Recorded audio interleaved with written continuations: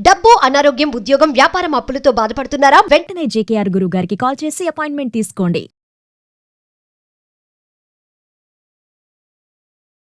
నమస్తే, welcome back to Suman TV. ప్రస్తుతం మనతో పాటు ఉన్నారు కేరళ జ్యోతిష నిపుణులు, life coach, manifestation coach, money coach, date of birth లేని వారికి పుట్టుమచ్చల శాస్త్రం, ప్రశ్న శాస్త్రం, హస్త సాముద్రిక, బహుముఖ ప్రజ్ఞాశాలి జేకేఆర్ గారు ఉన్నారు. గురుగారితో మాట్లాడదాం. నమస్తే అండి. నమస్కారం. గురుగారు, ఇప్పుడు శ్రావణ మాసానికి శివుని పూజకి అసలు విశిష్టత ఏంటి? ఇంకా చాలా మంది ఏంటంటే శివభక్తులు ఆలయానికి వెళ్లకుండా ఇంట్లోనే పూజ గదిలోనే శివలింగాన్ని పెట్టుకుని ప్రతిష్ఠిస్తారు. అంటే ఇంట్లో పూజ గదిలో ఎక్కడ పెట్టాలి శివలింగాన్ని అంటే ఒక్కసారి మా తప్పకుండా అమ్మా. వాస్తవంగా ఈ శ్రావణ మాసంలో శివకేశవుల ఆరాధన చాలా ఉత్తమోత్తం అమ్మా. కార్తీక మాసంలోనే శివుణ్ణి పూజించటం అనుకుంటారు జనం. వాస్తవానికి శ్రావణ మాసంలో ఈశ్వరుని పూజిస్తే విష్ణువుకి ఇష్టం. కార్తీక మాసంలో విష్ణువుని ఎవరైతే ఆరాధిస్తారో పరమేశ్వరుడు అనుగ్రహాన్ని ఇస్తాడు. అదేవిధంగా ఈ శ్రావణ మాసం అనగానే మనం సహజంగా లక్ష్మీనారాయణని ఆరాధిస్తూ ఉంటాం. వాస్తవానికి శివకేశవుల్ని ఎవరైతే ఆరాధిస్తారో శ్రావణ మాసంలో వాళ్ళకి లక్ష్మీదేవి తొందరగా అనుగ్రహాన్ని ఇస్తుంది. అందుకని ఎప్పుడూ కూడా ఈశ్వరుణ్ణి ఆరాధించి తీరవలసిందే శ్రావణ మాసంలో. అయితే చాలామంది గుళ్ళకి ప్రతిరోజు వెళ్ళటానికి ఇబ్బందిగా ఉండి ఇంట్లోనే శివలింగాన్ని ప్రతిష్ఠిస్తారు. ఎలా ప్రతిష్ఠించాలి ఇంట్లో శివలింగాన్ని అంటే మీ బొటన వేలు సైజు అంతా శివలింగాన్ని తీసుకోవాలి. అంతకన్నా పెద్దగా ఉండకూడదు. బొటన వేలు సైజు అంటే ఈ మాత్రం ఉండేట్టుగా తీసుకుని ఆ బొటన వేలు సైజు శివలింగాన్ని స్ఫటిక శివలింగం కానీ రజిత శివలింగం కానీ ఓపికని కొలది తీసుకుని మీరు రోజు కూడా అభిషేకము అర్చన చేయాలి. ఎవరైతే ప్రతిరోజు ఈ శ్రావణ మాసంలో ఈశ్వరుణ్ణి ఆరాధిస్తారో వారికి సిరుల తల్లి శ్రీ మహాలక్ష్మీదేవి వరాల్ని ఇచ్చి తీరుతుంది.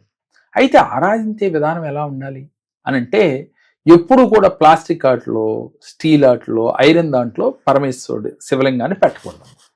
రాగి దాంట్లో కానీ, ఓపిక ఉన్నవాళ్ళు బంగారంలో కానీ, ఓపిక లేని వారు కనీసం వెండి దాంట్లో కానీ, లేదంటే రాగి పాత్రలో కానీ ఈ శివలింగాన్ని పెట్టి ప్రతిరోజు కూడా అభిషేకం చేస్తే చాలు. పరమేశ్వరుడికి కరుణ ఎంత ఎక్కువో కోపం కూడా అంతే. అందుకనే పరమేశ్వరుడికి ఊరికనే కోపం వస్తుంది, అలాగే ఊరికనే వరాలు కూడా ఇచ్చేస్తారు అని చెప్పి మన పురాణాల్లో మనం చదువుకున్నాం.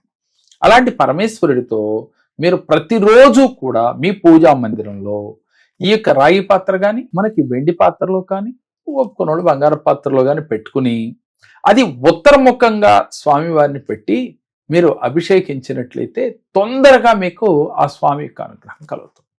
అయితే అభిషేకించేటప్పుడు మీ దగ్గర పళ్ళ రసాలు కావచ్చు, లేదు ఆవు పాలు కావచ్చు, పంచామృతాలతో కూడా ఓపిక కొలది మీరు చేయొచ్చు. నా దగ్గర ఏమీ లేదు సార్ ఇవాళ అన్నప్పుడు నీళ్లతో అభిషేకించినప్పటికీ కూడా ఆ పరమేశ్వరుడు పరవశించిపోతాడు. కాకపోతే శివలింగం పొడిబారకుండా చూసుకోవాలి. అప్పుడు ఏం చేయాలి? తులసి కోటలో కూడా పెట్టుకోవచ్చు. కొంతమంది తులసి కోటలో కూడా పెట్టి పూజ చేస్తూ ఉంటారు. లేని ఎడల ప్రతిరోజు కూడా మీ పూజ అయిపోయిన తర్వాత హారతి చేసినాక మరలా నీళ్లు పోసి ఆ శివలింగాన్ని పెట్టాలి. ఏదైనా ఊరు వెళుతున్నాం మనం 2-3 రోజులు, అలా డైరెక్ట్ గా శివలింగాన్ని ఇంట్లో ప్రతిష్ఠించినప్పుడు అలా వదిలేయకూడదు. వాటర్లో అంటే వాటర్ పోసి పెట్టాలి. ఎప్పుడూ కూడా వాటర్లో ఉండాలి. అలా ఉంటే ఆ పరమేశ్వరుడి యొక్క అనుగ్రహం వీరికి ఎప్పుడూ ఉంటుంది. పొడిబారిపోయి ఎండిపోవటం, వాటర్ లేకుండా ఉండటం చేసినట్లయితే మనకి అంత మంచిది కాదు.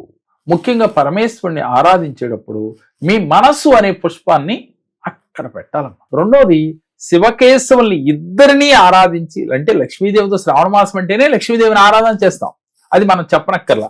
లక్ష్మీదేవితో పాటుగా శివకేశవుల్ని ఆరాధన ఏ ఇంట్లో అయితే జరుగుతుందో, అభిషేక ఖర్చుల్ని ఏ ఇంట్లో అయితే చేస్తారో వారికి లక్ష్మీ కటాక్షము, వారి భర్తకి ఆయుష్, ఆర్థిక అభివృద్ధి కలుగుతాయి. అయితే ముఖ్యంగా ఈ పూజలో పరమేశ్వరుణ్ణి మనం ఆరాధించేటప్పుడు మీరు ఆ స్వామి దగ్గర కూర్చుని ఒక 5 సార్లు మనసులో సంకల్పం చేసుకుని శ్వాస తీసుకోవాలి. ఏమని?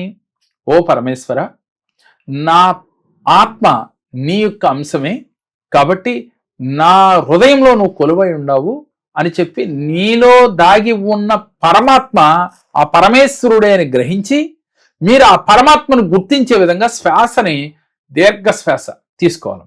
అట్లా ఎన్నిసార్లు తీసుకోవాలి? ఒక 5 సార్లు తగ్గకుండా శ్వాస తీసుకుని సాక్షాత్తు ఈ శ్వాస ఎంబడ ఆ పరమాత్ముడి యొక్క విశ్వశక్తి, అంటే యూనివర్స్ లో విశ్వశక్తి దైవశక్తి ఉంటుందంటున్నాం కదా, ఆ విశ్వశక్తి దైవశక్తి మనలోకి చేరినట్లుగా, మనలో దాగి ఉన్న విశ్వశక్తి దైవశక్తి తోడైనట్లుగా ఫీల్ అయ్యమ్మా. ప్రతిరోజు కూడా ఈ శ్రావణ మాసం అంతా కూడా ఆ పరమేశ్వరుడు, ఆ శివకేశవుల యొక్క అనుగ్రహం వీరికి మెండుగా కలిగినట్లుగా ఫీల్ అవుతూ ధ్యానం చేయాలి.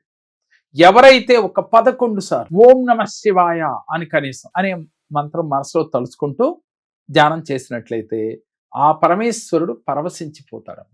మీ మనసు అనే పుష్పాన్ని ఆ స్వామి దగ్గర పెట్టి ఈ యొక్క శివలింగాన్ని ప్రతిరోజు ఆరాధన చేస్తూ ఉండాలి. ఇంట్లో పెట్టినట్లయితే ప్రతిరోజు ఆరాధన చేయాలి. ఒకవేళ మనం ఊళ్ళో లేము, బయటకు వెళ్ళామనుకుంటే ఆ ఎప్పుడైతే రాగి పాత్ర కానీ వెండి పాత్ర తీసుకున్నట్లయితే దాని నిండా వాటర్ పోసి ఆ స్వామిని దాంట్లో పెట్టి ఉంచాలి. మరలా వచ్చిన తర్వాత అభిషేకార్చన చేసుకోవచ్చు. వాస్తవంగా పంచామృతాలతో ఈ శ్రావణ మాసంలో గనక పరమేశ్వరుడిని అభిషేకించినట్లయితే ఆ పరమేశ్వరుడు మనకి అనుగ్రహ జల్లులు కురిపిస్తాడు. ముఖ్యంగా పార్వతీదేవి ఎప్పుడైతే ఈ శ్రావణ మాసంలో ఆరాధిస్తూ ఉన్నారో, లక్ష్మీదేవిని ఎప్పుడైతే ఆరాధిస్తూ ఉన్నారో, శివకేశవుల్ని ఎప్పుడైతే ఆరాధిస్తూ ఉన్నారో, మనకి లక్ష్మీదేవి త్రష్ట వేసుకొని కూర్చుంటున్నాం. శ్రావణ మాసం పూజలన్నీ అంతే కదా. సహజంగా వరలక్ష్మీదేవిని అనుగ్రహం కోసమే చేస్తాం. కానీ వరలక్ష్మీదేవి అనుగ్రహాన్ని ఇవ్వాలి అంటే మనం పార్వతీ పరమేశ్వరులను కూడా ఆరాధన చేయాలి. అలాగే కార్తీక మాసంలో కూడా అంతేనమ్మా. లక్ష్మీనారాయణలు కూడా ఆరాధన చేస్తేనే పార్వతీ పరమేశ్వరుల యొక్క అనుగ్రహం మనకు కలుగుతుంది. కాబట్టి ఒక్క విషయాన్ని ప్రతి ఒక్కరు గుర్తుపెట్టుకుని ఈ శివకేశవుల్ని ఈ శ్రావణ మాసంలో ముఖ్యంగా ఆరాధించినట్లయితే లక్ష్మీదేవితో పాటుగా మీకు ఆ వరలక్ష్మీదేవి సంపూర్ణ అనుగ్రహాన్ని ఇచ్చింది. నమస్కారాలు. నేను అంతకుముందు నా చెడు అలవాట్లు మానుకోవడానికి చాలా కాలం పట్టింది. కానీ దగ్గరికి వచ్చాక నా అలవాట్లు కొంతలో కొంత మొత్తం మార్చుకోగలిగాను. ఆరోగ్య విషయంలోనే ఏదైనా అంతా బాగుంటుంది. ఇట్లన్నిటికీ పెద్దదానికి కారణం మన జేకే గారు అని చెప్పి నేను నమ్ముతున్నాను.